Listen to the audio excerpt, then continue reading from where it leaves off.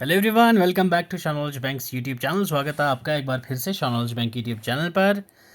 आज की वीडियो की शुरुआत करते हैं एक छोटे से कोट से। ठीक है, don't stop until you are proud. ठीक है, तब तक रुकना नहीं है जब तक आप खुद को प्राउड ना कर लो। क्लियर है, ये चीज़ दिमाग में डाल लेना और जहाँ स्टडी टेबल पे बैठते हो सामने एक स्टिकी नोट पे लिख के लगा देना वॉल पे। क्लियर है। नेक्स्ट इंपॉर्टेंट थिंग इज कि भाई finance inspector, finance sub inspector, female supervisor, 3 exam आपके इंपॉर्टेंट आने वाले हैं इन फ्यूचर। 2 की डेट आपकी आ चुकी है, 10 मार्च प्लस 17 मार्च को आपका एग्ज़ाम है। प्लस फीमेल सुपरवाइज़र की भी मोस्ट एक्सपेक्टेडली अप्रैल में आपका पेपर हो जाएगा। क्लियर है। इस वीडियो सेशन में इन तीनों एग्ज़ाम की एक छोटी सी स्ट्रेटेजी दूंगा आपको मैं, प्लस सिलेबस का डिस्कशन हम लोग करने वाले हैं। ठीक है, अब वीडियो स्टार्ट करने से पहले आपको मैं बता दूं कि भाई मैं रहने वाला हूं कश्मीर का। ठीक है, मुझे जाना था घूमने मुंबई। क्लियर। अब श्रीनगर से मुझे मुंबई जाना था, यहाँ पे है इतनी ठंड, तो मैंने अपने दोस्त को कॉल की, भाई बता मुझे कि किस टाइप के कपड़े लाऊं, मुझे घूमने आना है वहाँ पे। ऐसा ना हो मैं यहाँ से, मेरे यहाँ तो ठंड है, मैं तो गर्म कपड़े लेके वहाँ पहुँचूँ, वहाँ पता चला मौसम कुछ हो रहा है, कपड़े लेके। उसने बोला भाई ऐसा कुछ नहीं है, अपने कपड़े वहाँ पे वहाँ के वहीं रख, नॉर्मल कपड़े लेके आई हो, यहाँ पर ऑल सीजन वेदर बिल्कुल मस्त रहता है। तो फिर क्या, हम मैंने अपनी पैकिंग की और अपन निकल लिए। सेम आपने फॉलो करना है आपके एग्ज़ाम में। हम लोगों को कहीं जाना है तो हम पूरी प्लानिंग, स्ट्रेटेजी, हर चीज़ नेट से देख लेते हैं। यहाँ क्या होगा, यहाँ क्या है, यहाँ की लोकेशन कैसी होगी, वहाँ का वेदर कैसा है, वेदर फॉरकास्ट कैसा होगा, कितने दिन का आगे क्लाइमेट ठीक है या नहीं है। तो बट एग्ज़ाम की बारी आती है, हम लोग कोई प्लान ही नहीं करते भाई। ठीक है, तो आपके यहाँ पे मैं सिर्फ और सिर्फ 4 स्टेप्स बताऊंगा। क्लियर है, 4 स्टेप्स आपको बताऊंगा आज की स्ट्रेटेजी में, वो 4 स्टेप फॉलो कर लो, एग्जाम आपका फर्स्ट ही अटेम्प्ट में क्रैक होने वाला है। अभी तक जो मिस्टेक्स की हैं वो मिस्टेक सुधार लो। प्लस आपका स्टेप 1 क्या रहने वाला है भाई? स्टेप 1 है हमारा क्या, that is know your syllabus. Okay, know your syllabus. अब आपका जो सिलेबस है, अब मैक्सिमम बच्चों को क्या है, सिलेबस की क्लियरिटी नहीं होती है। क्लियर है। स्टार्टिंग में हम लोग देखेंगे तीनों का सिलेबस। एक ही चीज़ मैं सभी बच्चों को बोल दूं, आपके एग्ज़ाम का जो सिलेबस है प्रिंट नहीं करना है। क्या, एक बार फिर से सुन लो। यस, आप लोगों ने सही सुना, प्रिंट नहीं करना है। जो आपका सिलेबस है as it is A4 sheet पे अपने हाथ से लिखो। जब आपने अपने हाथ से सिलेबस लिखा होगा तो आपको पता है आपने कौन कौन सा टॉपिक लिखा है। आपको लिखते टाइम ही, ये मैं गारंटी दे रहा हूँ, 20 to 25% सिलेबस आपका कवर हो चुका है समझो। क्यों? आपको आपका सिलेबस नहीं पता तो आपको क्लियरिटी कैसे मिलेगी? प्रिंट किया, पेज लाए, आराम से अपने स्टडी टेबल पे रख दिया, फिर खोलते ही नहीं हो यार आप। जब आपने अपने हाथों से लिखा होगा तो आपको पता होगा कि हाँ भाई मुझे क्या करना है और क्या क्या मेरे सिलेबस में है। तो जब आप PYQs उठाओगे, मॉक टेस्ट दोगे, प्रैक्टिस करोगे, अपने सिलेबस में जो टॉपिक्स हैं वो याद करोगे, तो आपको पता होगा कि भाई हाँ हाँ ये चीज़ इतने इतने नंबर की है, ये वेटेज रख रही है। अब फर्स्ट थिंग इज कि आपके तीनों पोर्शन में मोस्ट कॉमन चीज़ क्या है? तो मोस्ट कॉमन है आपके पास क्या क्या भाई, that is GK with special reference to J&K। Clear है, GK with special reference to Jammu and Kashmir. ये आपको जो है, ये तीनों में आपको मिलने देखने को मिलेगा। तीनों एग्जाम्स में आपका ये कॉमन पोर्शन है। ठीक है, और आपका जो सुपरवाइज़र है इसमें 20 नंबर, प्लस सब इंस्पेक्टर वाले एग्जाम में 20 नंबर, और आपका जो इंस्पेक्टर का एग्जाम है इसमें आपका 36 नंबर का है, GK with special reference to Jammu and Kashmir UT। Next accountancy, आपका इंस्पेक्टर के एग्जाम में है फाइनेंस एंड अकाउंट्स, आपके 36 नंबर का। अगेन क्लियर, ये इंपॉर्टेंट पोर्शन आपके इंस्पेक्टर के एग्ज़ाम के लिए ये 2 पोर्शन हैं। सिर्फ यही 2 पोर्शन आपके 120 में से आपको 72 नंबर दिलवाएंगे। क्लियर है। नेक्स्ट कॉमन थिंग आपके पास क्या आ जाएगी भाई, जनरल इंग्लिश। ठीक है, जनरल इंग्लिश एंड कॉम्प्रिहेंशन, और यहाँ पे भी आपको जनरल इंग्लिश देखने को मिलेगी। प्लस सुपरवाइजर वाले एग्जाम में भी general English and comprehension, same topic same syllabus है तीनों के तीनों का जनरल इंग्लिश का।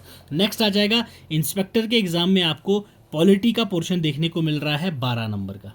क्लियर है। और GI that is general intelligence and reasoning, ये आपका सुपरवाइज़र के एग्ज़ाम में भी है। और मेंटल एबिलिटी आपको देखने को मिल जाएगी किसमें, इंस्पेक्टर के एग्ज़ाम में। जनरल साइंस आपका इंस्पेक्टर प्लस आपका सुपरवाइज़र के एग्ज़ाम में आपको देखने को मिलेगा। कंप्यूटर एप्लीकेशन आपका तीनों में ही आपको देखने को मिलता है। Sub inspector 20 number, supervisor 10 number plus आपके इंस्पेक्टर के एग्ज़ाम में है 12 नंबर। तीनों एग्ज़ाम में आपको 2 घंटे का टाइम होगा, 2 hours of time plus 120 marks का आपका होगा ये पेपर। क्लियर है। ये आपके थे सब टॉपिक्स ऑफ योर सिलेबस। अब सिलेबस को हम लोग थॉरली डिस्कस करेंगे, उससे पहले हम लोग स्टेप 2 के ऊपर जाएंगे। क्लियर है। डेट्स आपको पता है भाई। मेन थिंग इज कि आपकी स्टडी की स्ट्रेटजी होनी क्या चाहिए, क्या स्टडी की स्ट्रेटजी आपकी होनी क्या चाहिए। कभी भी आप अगर पढ़ने बैठ रहे हो, पहली चीज़ आपको अपना एम पता होना चाहिए कि मुझे करना क्या है। दो नाव पे पाँव रखने वाले कभी भी समंदर पार नहीं करते, ये चीज़ याद रखना। आपको फोकस करना है सिर्फ एक चीज़ पे एट अ टाइम। अब ये नहीं मैंने UPSC भी कर लेना है, मैंने JKPSC भी कर लेना है, मैं JKSSB भी कर लेना है, मैं SSC भी कर लूँगा, तो वो वैसे का वैसा ही रह जाता है। पहले एक किसी पे एम करो, उस टारगेट को अचीव करो, अपनी एफर्मेशन को स्ट्रांग रखो कि हाँ खुद पे बिलीव करना है भाई मैं कर लूँगा। क्लियर। एम आपने एम कर लिया। नेक्स्ट आपका इंपॉर्टेंट चीज़ आएगी प्लान। तो प्लान आपने कैसे करना है भाई, जो चीज़ आपने पढ़नी है, सिलेबस आपने लिख लिया, सिलेबस का आपको पता चल गया। अब next important thing is plan. Plan क्या करना है आपने, जब भी रात को सोने जाओ तो आप अपना टाइम टेबल बना लो अगली सुबह का, अगली मॉर्निंग के लिए टाइम टेबल बना लो। ये आपने डेली बेसिस पे करना है, ठीक है, रोज़ करना है। जो आपने प्लान कर लिया कि मुझे ये टॉपिक्स करने हैं, उनके नोट्स बनाओ, उनकी हैंड रिटन नोट्स बनाओ, अपने हाथों से लिखे हुए नोट्स बनाओ, ठीक है। बुक पे मार्क करके नहीं चलेगा। आप ये चीज़ याद रखना, जब आप किसी चीज़ को पढ़ते हो तो वो आपको सिर्फ और सिर्फ 60% याद रहता है, वो भी आपको 24 आवर्स के बाद थोड़ा थोड़ा कम होना शुरू हो जाता है। नेक्स्ट इंपॉर्टेंट थिंग, जब आप किसी चीज़ को लिखते हो, वही जो आप याद करते हो 60% लिख के याद करते हो, तो आपको वो 80 to 90% के दरमियान आपको याद रहता है। तो ये चीज़ इंपॉर्टेंट आपको याद रखनी है। तो यही जो आपको 90% याद है, ठीक है, यही आपको हर एक दिन बाद 10% भूलना शुरू हो जाएगा। तो ये सर याद कैसे करना है, तो वो करना है आपने रिवाइज। जो आपके मोस्ट ऑफ द स्टूडेंट्स ये गलती करते हैं कि रिवीजन नहीं करते, तो आपको रिवीजन करनी है। रिवीजन आपकी एग्जांपल अगर मैं आपको दूं, तो आप खाना खाते जाओ खाते जाओ खाते जाओ खाते जाओ, एक्सेस में खाओ। आप पता नहीं कर रहे हो कि भाई मुझे कितना खाना है, कब तक खाना है। आपको अगर पता नहीं होगा तो क्या होगा, वॉमिटिंग होगी। तो यही आपका रिवीजन है। आप अपने दिमाग को रोको, शांति से उसको पूछो कि क्या भाई तूने ये चीज़ रिटेन करी। हाँ भाई, जब दिमाग बोले हाँ भाई मुझे याद हो गया, मैंने रिटेन कर ली ये इन्फॉर्मेशन, तो अब तू आगे बढ़, तो फिर अगले टॉपिक पे जाओ, ठीक है। अगर पीछे वाला कुछ याद ही नहीं है, आगे जा रहे हो जा रहे हो जा रहे हो, तो फ़ायदा क्या उस चीज़ का। Main thing is revision. तो रिवीजन आपने करनी ही करनी है।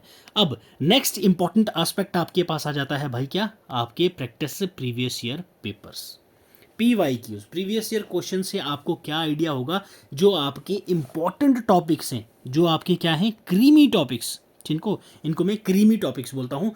क्यों, इससे क्या होगा, इससे आपका फोकस जो है वो मिनिमलिज्म हो जाएगा। मतलब कि आपका जो आपने जो पूरा सिलेबस आपका 100% है, उसमें से सिर्फ आपका 40% ही सिलेबस होता है जिसमें आपका एग्जाम में आता है। वो 40% सिलेबस कौन सा है, वो आपको प्रीवियस ईयर क्वेश्चन से पता चलेगा, ठीक है। ट्रेंड चाहे जैसा भी हो, ठीक है, स्टेटमेंट बेस्ड अब क्वेश्चन सारे टॉपिक सेम ही रहते हैं, ये चीज़ आप कॉमनली देख सकते हैं, ठीक है। JKSSB के पेपर्स की ये चीज़ कॉमन ही आपको देखने को मिलेगा। PYQ क्वेश्चंस आपको 2-3 मिलते हैं हर एग्जाम में, सेम। बाकी टॉपिक तो सेम रहते हैं। आपको एक चीज़ हो जाएगा क्या, जब आप प्रीवियस ईयर पेपर से उठा के चेक कर लेंगे एक बार कि हाँ भाई पिछले 4-5 साल में JKSSB का पैटर्न ये था, तो अब स्टेटमेंट बेस्ड हो गया, बट टॉपिक आपके वही हैं, आपको वो टॉपिक अच्छे से प्रिपेयर करने। क्लियर है। तो अब प्रीवियस ईयर पेपर करने का फ़ायदा क्या है सर, ठीक है। पहली चीज़, आपको रास्ता पता चलेगा कि मुझे पढ़ना किस तरह से है और मुझे पढ़ना क्या है, ठीक है। जब आपको ये पता चलेगा तो आपको रास्ता, PYQs आपको रास्ता दिखा देंगे। नेक्स्ट इंपॉर्टेंट थिंग कि आपको इंपॉर्टेंट टॉपिक्स पता चलेंगे। जैसे जैसे जिस सब्जेक्ट के आपको टॉपिक्स पता चल रहे हैं, तो वो सब्जेक्ट आपको ईजीली कॉप अप हो जाएगा। क्लियर। नेक्स्ट इंपॉर्टेंट चीज़ के जो आपके प्रीवियस ईयर पेपर हैं उनसे आपको 20 to 30% ऐसा सिलेबस मिलेगा जो आपको एग्ज़ाम में आपके 70 to 80% वेटेज रखता होगा। क्लियर है, ये चीज़ याद रखना। आपका जो 100% सिलेबस है मैंने आपको बताया, सिर्फ और सिर्फ ये आपका 30 से 40% ही सिलेबस है जो आपके एग्ज़ाम में आ रहा है। 100% में से कहीं क्वेश्चन नहीं आता आपको। तो आपने वो जो 40% है वो आपने ढूंढना है, कैसे? एनालाइज करके। एनालाइज करो, शॉर्ट नोट्स बनाओ, तो फिर आपका काम हो गया। क्लियर है। पहली चीज़ हमने क्या देखी भाई? Learn know your syllabus. Next हमने क्या देखा कि भाई अपने सिलेबस को पढ़ो। कैसे पढ़ोगे? प्रीवियस ईयर पेपर से। प्रीवियस ईयर पेपर से क्या करोगे? प्रैक्टिस करोगे, जितना होगा आपसे प्रैक्टिस करो। Practice practice makes everyone perfect. ठीक है, जितना हो सके आपसे प्रैक्टिस करो। ये जब हो जाए आपका, तो नेक्स्ट आपका स्टेप होना चाहिए मॉक टेस्ट। क्लियर है। नेक्स्ट आपने क्या करने हैं? Mock tests. क्यों? आपकी नॉलेज आपको पता नहीं होगा। आप युद्ध में जा रहे हैं लड़ाई करने, लड़ने से पहले अगर तैयारी की नहीं है तो युद्ध में जाके क्या करोगे? ठीक है, तो मॉक टेस्ट जो ये आपके हैं, ये आपकी क्या है? ये आपको वॉर के लिए तैयार कर रहे हैं, जो आप जंग लड़ोगे कब? 10 मार्च को प्लस 17 मार्च को। ठीक है, और मोस्ट एक्सपेक्टेडली जो सुपरवाइज़र का है वो आपका अप्रैल के महीने में होने की संभावना है, तो आज से ही लगना पड़ेगा आपको। क्लियर है। ये स्ट्रेटेजी समझ आई आपको, क्या करना है, कैसे करना है, ये चीज़ें मैंने आपको बता दिया। एग्जाम का पैटर्न आपको पता चलेगा प्रीवियस ईयर पेपर से। और ये मैं आपको बता दूं, एक मैं आपकी मैराथन सेशन लाऊंगा जिसमें हम लोग 100 से 150 MCQs करेंगे। जेके SSB के प्रीवियस ईयर पेपर्स आपको आइडिया हो जाएगा। ठीक है, अब स्पून फीडिंग तो मैं आपको करूंगा नहीं भाई कि हर चीज़ में ही आपको अवेलेबल करूं, कुछ आपको एफर्ट्स खुद भी डालने पड़ेंगे। क्लियर है। अब खुद आपने क्या एफर्ट डालने हैं कि जितने भी आपके प्रीवियस ईयर पेपर हैं उनमें से इंपॉर्टेंट टॉपिक्स आप लोगों ने छान लेने हैं। क्लियर है। अब आ जाओ थोड़ा सा डिटेल सिलेबस देख लेते हैं। इंग्लिश में देख लो, tenses, rearranging jumble words, narration, modals, articles, phrases, pronouns, ये सभी इंपॉर्टेंट चीज़ें हम लोग देख चुके हैं आपके VLW के पोर्शन में भी, प्लस आपका जो आपके फा का एग्ज़ाम था उसमें हम लोग ये सारी चीज़ें कवर कर चुके हैं। क्लियर है। नेक्स्ट इंपॉर्टेंट चीज़ आपके पास GK with special reference to Jammu and Kashmir plus current affairs का जो पोर्शन है। अब ये आपको पता है भाई, इंस्पेक्टर में है 20 नंबर, 36 नंबर का है आपका inspector, 20 number sub inspector, supervisor में भी है आपका 20 नंबर। सबसे ज़्यादा वेटेज आपका अगर कोई पोर्शन रखता है तो वो ये पोर्शन है। तो इस पोर्शन को ही आपने अच्छे से करना है, क्योंकि यही पोर्शन है आपका जो आपको बाकी कंपटीशन से अलग करेगा। क्यों? आपको जो लिस्ट में आना है ना, जो आपका PDF में नाम आएगा, आपका नाम आएगा, वो आपका यही पोर्शन है जो लाएगा आपका। क्योंकि GK ही एक ऐसा पोर्शन है जो अगर आ रहा है आपको तो वेल एंड गुड, नहीं आ रहा है तो तुक्का नहीं मार सकते आप इसमें। क्लियर है, ये आपने याद रखना है। प्लस इंपॉर्टेंट थिंग 20 नंबर का जनरल साइंस, 20 नंबर की मेंटल एबिलिटी आपकी, 20 नंबर की कंप्यूटर एप्लीकेशन है 20 नंबर की। मेन इंपॉर्टेंट थिंग आपको मैं बता दूं भाई, आपने मेन फोकस किस पे रखना है? आपका जो वीक पोर्शन है।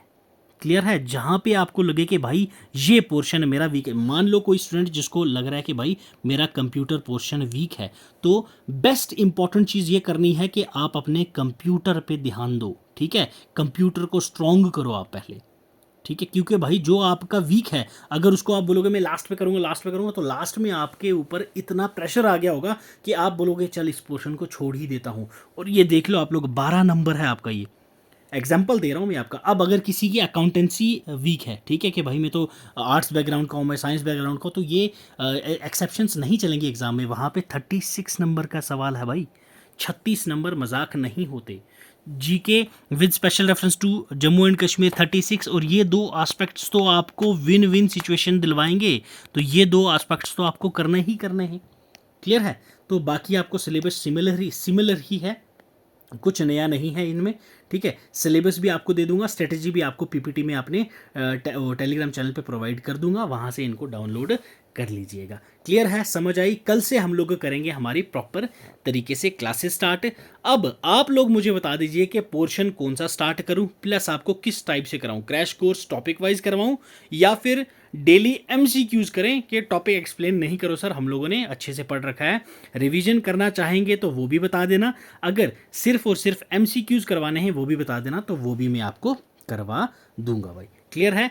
तो ये चीज़ आप लोगों ने अपने दिमाग में डालनी है, सिलेबस को अच्छे से देख लेना, एग्जाम पैटर्न आपने देख लेना, एग्जाम ओरिएंटेड अप्रोच आपको मैंने बता दी है, कैसे आपने एग्जाम को अप्रोच करना है। ये सब चीज़ें आपने दिमाग में डाल लेना, प्लस हो सके तो लिख लेना, ये सब चीज़ें भी लिख लेना। जब आप अपने हाथ से कुछ लिखते हैं तो आपको वो ज़्यादा बेटर याद रहता है। क्लियर है? तो चलो भाई, मिलते हैं कल वाले सेशन में। कमेंट करके मुझे ज़रूर बता दीजिएगा ताकि मैं अगले दिन आपके लिए क्लासेस ला सकूं। ठीक है? तब तक पढ़ते रहो, खुश रहो। God bless you, keep learning, keep sharing.